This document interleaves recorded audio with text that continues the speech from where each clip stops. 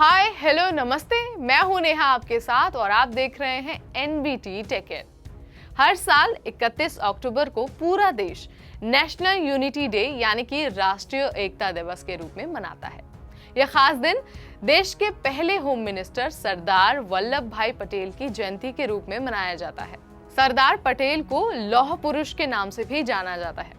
लेकिन क्यों सरदार वल्लभ भाई पटेल को लौह पुरुष कहा जाता है, आज इसके बारे में हम आपको इस वीडियो के जरिए वन बाय वन बताने वाले हैं।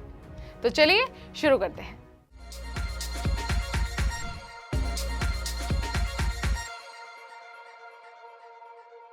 देश के पहले होम मिनिस्टर सरदार वल्लभ भाई पटेल, उनका जन्म 31 अक्टूबर को हुआ था। वो पेशे से एक वकील थे। सरदार पटेल को लौह पुरुष के नाम से भी जाना जाता है, लेकिन कोई एक या दो ऐसे कारण नहीं है जिसकी वजह से उन्हें ये उपाधि दी गई है, बल्कि कई सारे ऐसे आवश्यक कार्य हैं जिसके लिए सरदार पटेल ने बिना किसी हिंसा के अपने विवेक के आधार पर अंजाम दिया। चलिए आपको ये बता देते हैं कि लौह पुरुष उनको क्यों कहा जाता है। आजादी के समय भारत में लगभग 562 रियासत थी, जिसने देश के करीब 48% क्षेत्र को कवर किया था और ये इसकी आबादी का 28% हिस्सा था। जबकि ये राज्य कानूनी रूप से ब्रिटिश भारत का हिस्सा नहीं थे, बल्कि वो पूरी तरह से ब्रिटिश क्राउन के अधीन थे।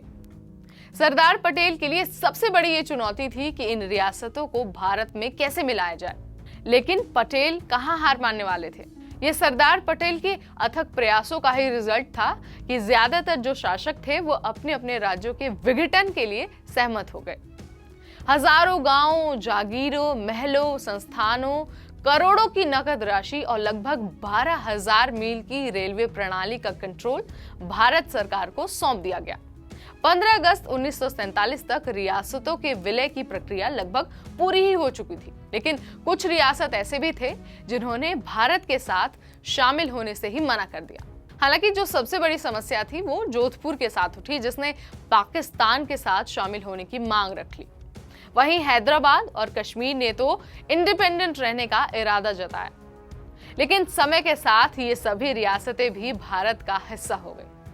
सरदार पटेल न सिर्फ अपना मत रखना जानते थे, बल्कि वो दूसरों के मतों का भी उतना ही सम्मान करते थे।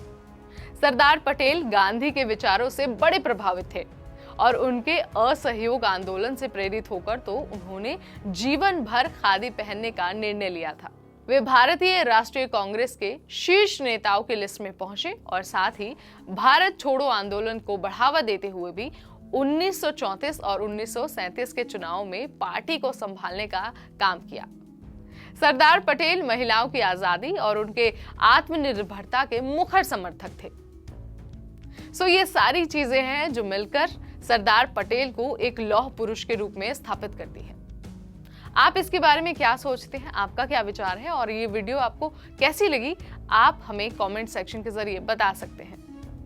अगर आपको ऐसी जानकारी भरी वीडियोस और देखनी है तो आज ही सब्सक्राइब करिए हमारा चैनल। इस वीडियो में इतना ही। अगली बार जनरल नॉलेज और करंट अफेयर से जुड़े ऐसे ही अपडेट्स आपके लिए लेकर आएंगे। तब तक मुझे यानी नेहा को दीजिए इजाजत। Stay tuned to NBT take.